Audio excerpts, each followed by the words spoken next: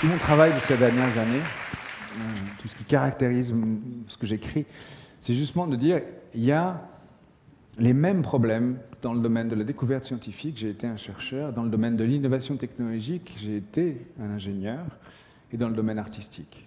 Les artistes ont résolu des problèmes d'une manière géniale et qui correspondent à des vraies problématiques qu'ont les inventeurs. Je vais vous donner juste un exemple parce qu'il est très parlant. On a un problème quand on innove, c'est que c'est Piaget, le pédagogue, qui le disait ainsi, si j'avais une idée vraiment originale, je serais incapable de le savoir. Mais effectivement, une idée originale, c'est tellement fou, ça appartient un peu à une autre culture, à notre monde, qu'on ne se rend même pas compte que c'est une idée originale.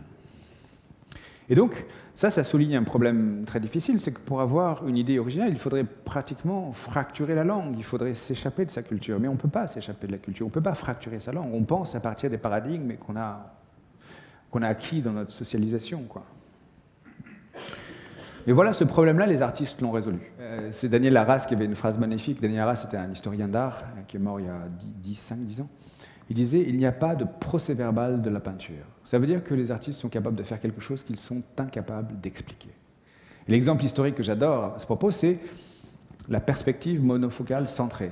Voilà, en 1415, en Italie, Brunicelli se met à dessiner des tableaux en dessinant un point de fuite et puis des lignes qui partent là. Et à partir de là, il construit le paysage, il construit les maisons. Ça, c'est un bouleversement majeur dans la représentation picturale, en fait. Avant, au Moyen-Âge, vous aviez les bâtiments qui étaient placés comme ça, les gens, etc. Ce qui est génial dans cette histoire, c'est que ce point de fuite, c'est une représentation de l'infini. Voilà, c'est l'infini des cours parallèles qui se rejoignent. Mais voilà, quand vous regardez le concept mathématique d'infini, il date du XIXe siècle. Ça veut dire que Brunicelli a été capable de dessiner sur son tableau quelque chose pour lequel ses contemporains n'ont aucun mot, ils ne savent pas ce que c'est.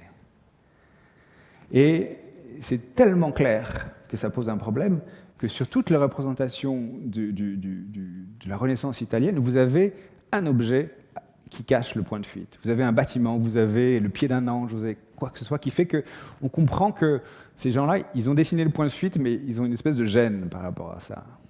Il y a une phrase de Chartres que j'adore qui dit « L'homme est capable d'imaginer ce qu'il est incapable... Non, l'homme est capable de faire ce qu'il est incapable d'imaginer. » Voilà, c'est vraiment ça. Donc vous voyez comment les artistes ont résolu un problème, c'est le problème de l'originalité, alors que les innovateurs ont le même problème. Et on voit maintenant apparaître des solutions qui sont semblables.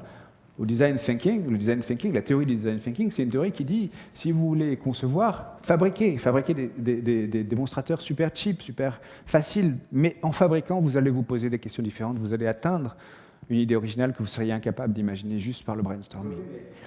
Les artistes ont résolu des problèmes d'une manière géniale et qui correspondent à des vraies problématiques qu'ont les inventeurs.